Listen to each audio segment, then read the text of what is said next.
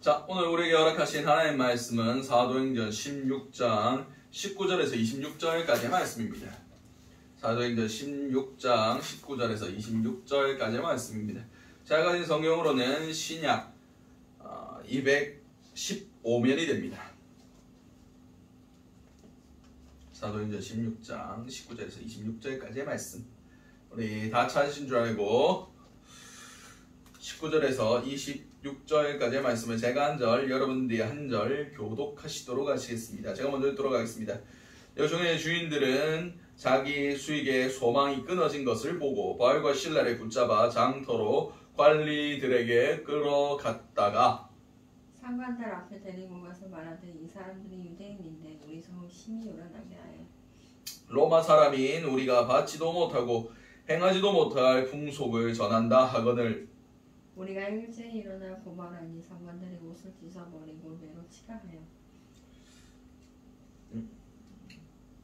많이 친 후에 옥에 가두고 간수에게 명하여 든든히 지키라 하니 그가 이러한 명령을 받아 그들을 깊은 옥에 가두고 그 발을 착고에 든든히 채웠더니 한밤중에 바울과 실라가 기도하고 하나님을 찬송하며 죄수들이 듣더라.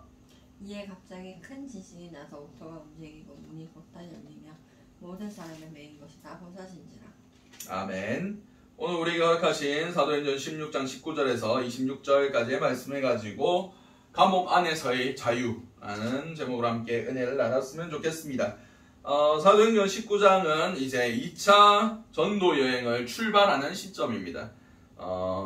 앞에서 사도행전을 읽어보시면 아시겠지만 지금 바울과 지금 신라가 지금 전도를 하라고 가고 있는데 바울은 원래 마게도니아로 갈 생각이 없었습니다.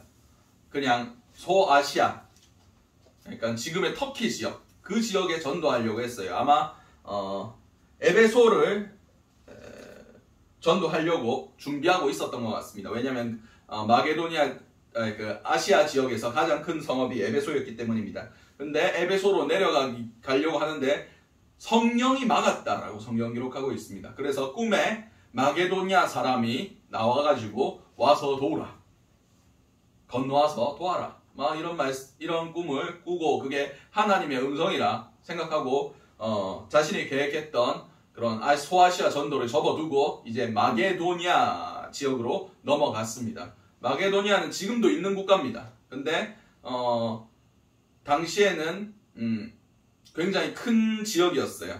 마게도니아 출신이 그 알렉산더 대왕이 이 마게도니아 출신입니다. 그래서 마게도니아의 제국을 건설하고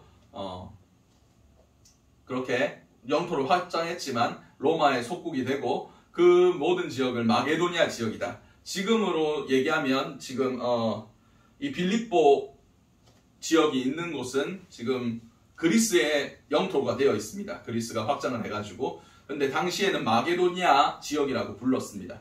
이게 왜 중요하냐면 바울은 아직까지 지도상 유럽을 넘어간 적이 없어요.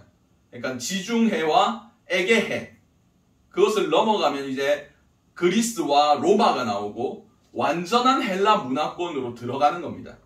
근데 아직 그쪽으로 넘어가 본 적이 없습니다.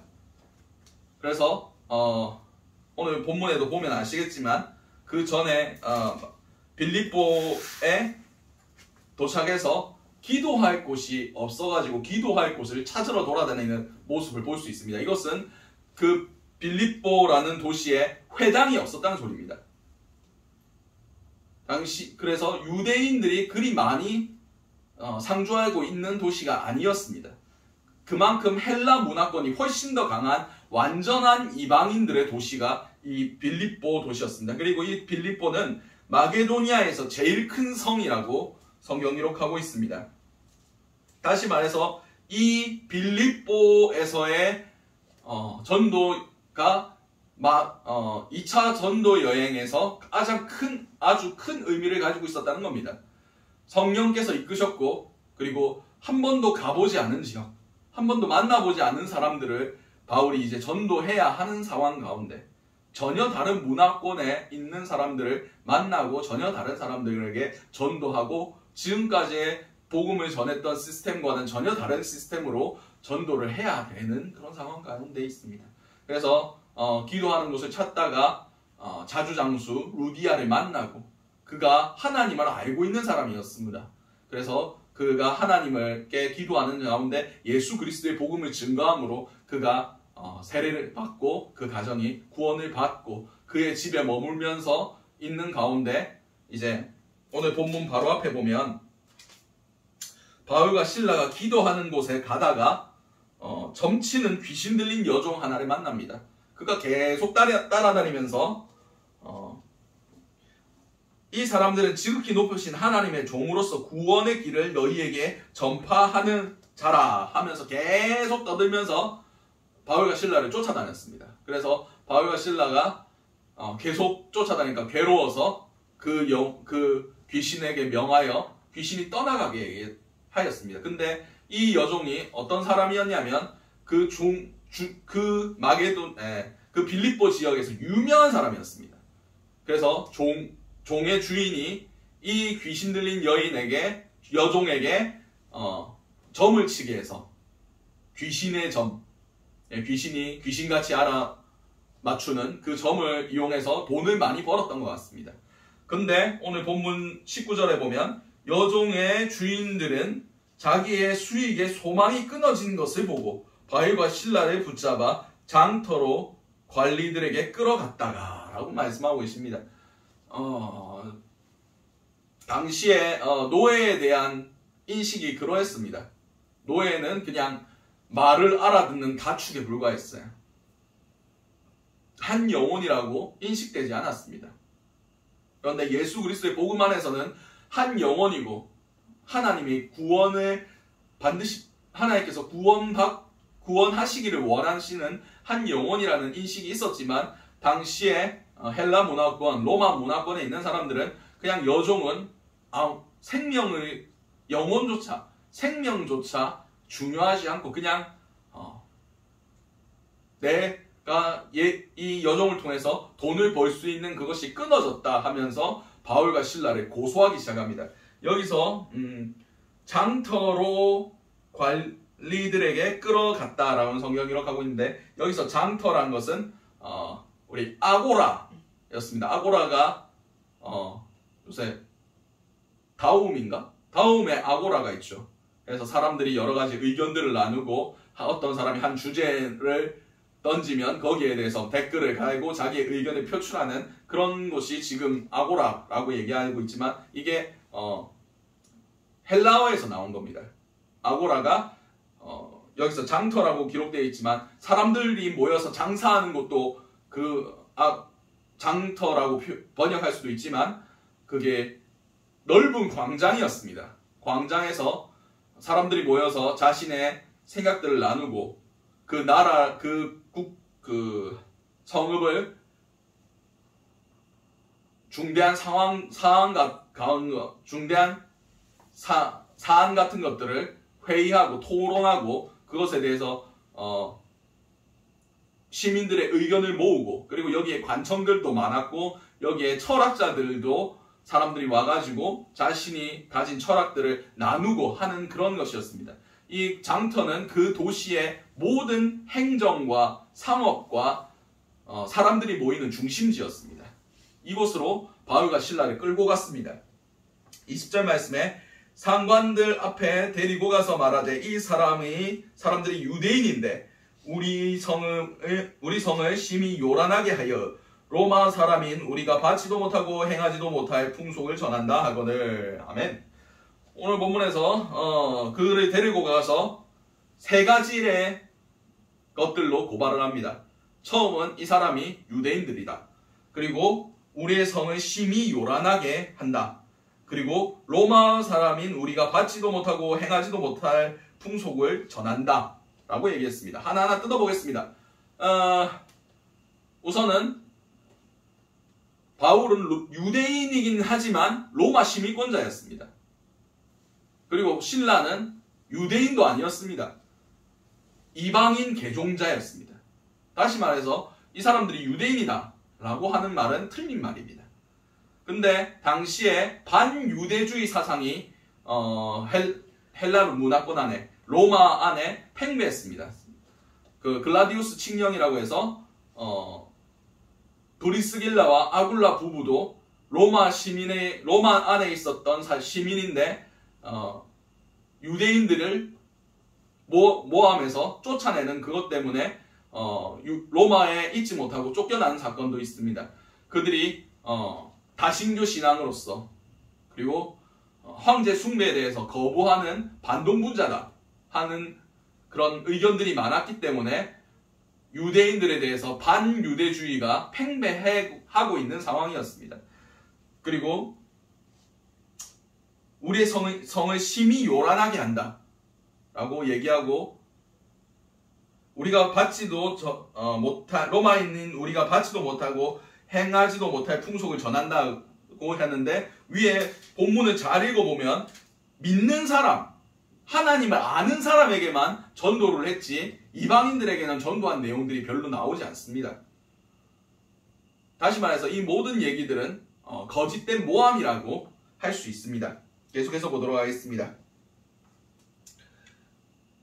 22절 말씀에 무리가 일제히 일어나 고발하니 상관들이 옷을 찢어 벗기고 매로 치라 하여, 23절로 보도록 하겠습니다. 많이 친 후에 옥에 가두고 간수에게 명하여 든든히 지키라 하니, 그들이 이 얘기하는 것, 그들이 반유대주의자로서 유대인이라 하는 그 얘기만 듣고 아무런 신문도 없이 매로 치기 시작합니다. 옷을 벗기고 매로 치라 하니, 보통 유대인들은 율법상 40대 이상을 때리지 못하게 했습니다. 그래서 40에 하나 간만 매를 맞았다라고 추측할 수 있지만, 헬라 문화권 안에 있는 사람들은 그런 율법과 아무런 상관이 없었기 때문에 많이 친 후에라고 기록되어 있습니다. 그러니까 바울과 실라는 셀 수도 없이 많이 맞은 겁니다.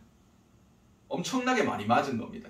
바울이 기억하지도 못할 만큼 많이 맞았습니다. 고린도후서 11장 25절에 보면 바울이 자신이 고생한 이야기들을 막 하다가 내가 3번 매를 맞았다라고 그가 얘기하는데, 그 중에 한 번이 바로 이 장면이라고 얘기할 수 있습니다. 그리고 옥에 갇혔는데 이 옥이 어떤 옥이냐면 24절 말씀에 그가 이러한 명령을 받아 그들을 깊은 옥에 가두고 그 발을 착고에 든든히 채웠더니 라고 얘기하고 있습니다. 여기서 깊은 옥이란 것은 지하에 땅을 파가지고 아무런 빛도 공기도 통하지 않는 그런 등불이 없으면, 촛불이 없으면 아무것도 볼 수 없는 그런 옥을 얘기하고 있습니다. 이 옥들은 정치범이나 사형수들이 들어가게 만들었던 그런 가장 최악의 감옥이라고 얘기할 수 있습니다. 그런 감옥 안에 아무런 빛도 들어오지 않고 아무런 공기도 통하지 않는 그런 깊은 감옥 안에 넣어놓고 착고를 채웠다라고 성경 기록하고 있습니다. 착고라는 것은 다리를 최대한 넓게 벌리게 해서 그 상태로 벽에, 나무나 벽에 고정시켜 놓은 겁니다. 우리 스트레칭으로 다리 찢게 하지 않습니까? 그냥 많이 찢으면 어떻게 됩니까? 다리가 아프죠. 그 상태로 고정시켜 놓은 겁니다. 그래서 이 착고에 채워 놓으면 다리의 극심한 고통 때문에 밤에 잠도 잘 오지 않을 만큼 괴로움을 겪게 된다고 합니다. 아무튼 이 다리에 착고를 채워놨고 25절 말씀에 한밤중에 바울과 실라가 기도하고 하나님을 찬송하며 죄수들이 듣더라 라고 성경 기록하고 있습니다. 그들도 매도 많이 맞고 몸 육신이 아프고 괴로우니까 잠을 청했을 겁니다. 그런데 이 착고에 채워져 있으니까, 그리고 매질을 많이 당했으니까 잠을 자지 못한 것 같습니다. 그런 상황 가운데 기도하기 시작합니다. 처음에 어떤 기도를 했겠습니까? 하나님, 우리가 성령님의 이끄심을 따라 이 원래 소아시아 지역으로 에베소로 가려고 했던 거 접고 지금 마게도니아 지역으로 왔는데, 그리고 우리가 뭐 나쁜 짓 한 것도 아니고 한 영혼을, 귀신에 매여있던 영혼을 구원해 준 것뿐인데 왜 이런 일이 우리에게 오게 되었습니까? 이런 것들을 기도했을 겁니다. 근데 그렇게 기도하다 보니까 어느 순간 그들의 입에서 찬양이 나오게 하셨다는 겁니다. 그렇습니다. 지금 바울과 실라가 온몸에 매를 맞고 착고에 든든히 채여서 옴짝달싹할 수 없는 극심한 고통 가운데 있는 상황 가운데서 그들이 하나님을 찾았고, 하나님께서 주시는 그런 기쁨들, 하나님께서 주시는 영혼을 향한 마음들, 그리고 예수 그리스도를 닮아가는 그 기쁨들을 허락하셨다는 것을 우리는 알 수 있습니다. 바울의 이러한 경험들이 기록된 것이 빌립보서 4장 11절부터 13절까지의 말씀입니다. 제가 한번 읽어보도록 하겠습니다. 내가 궁핍함으로 말하는 것이 아니라 어떠한 형편에서든지 나는 자족하기를 배웠노니 나는 비천에 처할 줄도 알고 풍부에 처할 줄도 알아 모든 일 곧 배부름과 배고픔과 풍부와 궁핍에도 처할 줄 아는 일체의 비결을 배웠노라. 아멘. 사도 바울이 뭐라고 고백합니까? 내가 어느 상황 가운데 있든지 어느 상황 가운데 있든지 만족할 수 있는 일체의 비결을 배웠다. 그의 사역 가운데, 그의 모든 상황 가운데 하나님께서 기도할 때마다 하나님께서 만족하게 하시고 하나님께서 찬양하게 하시고 기뻐할 수 있게 하시는 그런 모든 것들을 내가 내 삶 가운데, 내 전도 여행 가운데 배웠다고 고백하고 있습니다. 그리고 그 다음에 나오는 말씀, 이게 기독교 방송에서 미국인들이 가장 사랑하는 말씀 중에 하나랍니다. 내게 능력 주시는 자 안에서 내가 모든 것을 할 수 있는 일. 어떻게 생각하면 그냥 하나님이 다 이루어 주신다, 하나님께서 다 도와주시면 내가 모든 것을 할 수 있다 라고 이야기하는 그런 말씀 같지만, 바울은 무엇을 배웠습니까? 궁핍에 처할 줄도 알고 배부름에 처할 줄도 알고 배고픔에 처할 줄도 아는 그런 모든 상황 가운데 내 상황이 문제가 아니라 하나님께서 그 모든 상황 가운데서 하나님의 일을 하시더라, 하나님께서 역사를 일으켜 주시더라, 그것을 배웠다는 겁니다. 오늘 본문의 25절 말씀에 그가 찬송하는 것을 죄수들이 들었다 라고 성경 기록하고 있습니다. 이런 감옥에 갇혀있는 상황 가운데서도 그들의 마음은 감옥 같지 않았습니다. 하나님의 능력 안에서, 능력 주신 자 안에서 그들은 자유할 수 있었습니다. 하나님의 행하시는 일들을 바라볼 수 있었고 하나님이 역사하실 것을 기뻐하며 나아갈 수 있었습니다. 아까 그들이 어떤 감옥에 있었다고 말씀드렸습니까? 정치범이나 사형수가 갇히는 그런 감옥에 있었다고 말씀드렸습니다. 다시 말해서 그가 다음 날에 어떻게 될지 아무도 모르는 상황입니다. 사형당할 수도 있는 상황입니다. 그런 가운데 그들은 감옥에 갇혀 있었지만 주 안에서 자유를 얻었다고 분명히 이 사건을 통해서 우리에게 보여주고 계시는 겁니다. 감옥 안에서의 자유를 누린 겁니다. 상황은 절망적일지라도 그는 자유했습니다. 사도행전의 마지막에 가면 바울이 아그리빠 왕 앞에서 뭐라고 얘기합니까? 내가 쇠사슬에 매인 것 외에는 모두가 나같이 됐으면 좋겠다 라고 고백합니다. 그가 죄인의 신분이었지만, 내가 지금 죄인으로 묶여있는 신분이지만 나는 자유하다. 무엇보다 자유하다. 왜냐? 그가 진리를 알기 때문에. 그가 예수의 복음을 알았기 때문입니다. 진리를 알지니 진리가 너희를 자유케 하리라. 진리는 우리를 자유케 합니다. 진리는 우리를 그 어떤 것에도 매이지 않게 합니다. 계속해서 요새 말씀을 준비하면서 묵상하면서 제게 주시는 단어 하나가 있다면 그것은 자유입니다. 상황에 매이지 않는 자유. 죄악이 우리를 이끌어가지 않게 하는 자유. 진리를 알면 그 자유가 우리에게 임합니다. 지금 이 본문 안에서 그 여종의 주인들은 자신의 돈에 대하여 자유하지 못하고, 그리고 그 선동당한 사람들은 반유대주의라는 그 사람들의 분노를 향한, 그 민족을 향한 분노가 그들을 자유롭지 못하게 했고, 그러나 이 감옥에 있는 바울과 실라는 여기서 등장하는 모든 사람들 중에 가장 자유로운 사람이었습니다. 비록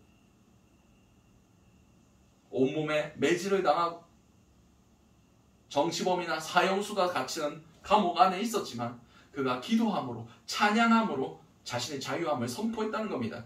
그리고 결국 어떻게 됐습니까? 그 죄수들이 들었고, 그 간수가 들었고, 간수가 그들을 자신의 집으로 이끌고 주 예수 그리스도의 복음을 듣고 주 예수를 믿으라, 그리하면 너와 내 집이 구원을 얻으리라. 그 말을 듣고 그가 세례를 받고 그 가정이 구원을 받았다는 것, 하나님을 믿으니 크게 기뻐하니라. 그 가정 가운데 참된 자유가 임하는 것을 우리는 알 수가 있습니다. 맞습니다. 우리의 상황이 이런 바울과 실라같이 여겨질 때도 있습니다. 하나님의 말씀을 붙들고 나아가는데 꽃길만 펼쳐지고 모든 것이 형통하고 평안과 기쁨만 넘칠 수는 없다는 것을 저도 요즘 계속 경험하고 있습니다. 그러나 그 가운데 주님께서 주시는, 기도할 때마다 주님께서 주시는 평안과 그 모든 것들, 우리를 얽아매는 그 모든 것들, 손발이 다 묶여있는 그런 상황 가운데서도 주님께서 주시는 기쁨이 있고 주님께서 주시는 자유가 있다는 것을 우리가 맛보아 알고 있습니다. 그리고 주님께서 하실 일들을 우리가 소망하게 된다는 것입니다. 오늘 본문인 26절 말씀에 이에 갑자기 큰 지진이 나서 옥토가 움직이고 문이 다 열림에 모든 사람의 매인 것이 다 벗어진지라. 아멘. 바울과 실라가 이렇게 초자연적인 역사로 자유를 얻게 될 거라고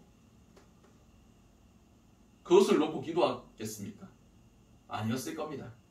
그냥 하나님의 그 높으심과 하나님의 영광됨을 놓고 기도했을 겁니다. 하나님 지진을 일으켜주세요. 하나님 이 옥토가 떠나가게 해주세요. 우리가 모든 묶인 것이 풀려나게 해주세요. 라고 기도하지 않았을 겁니다.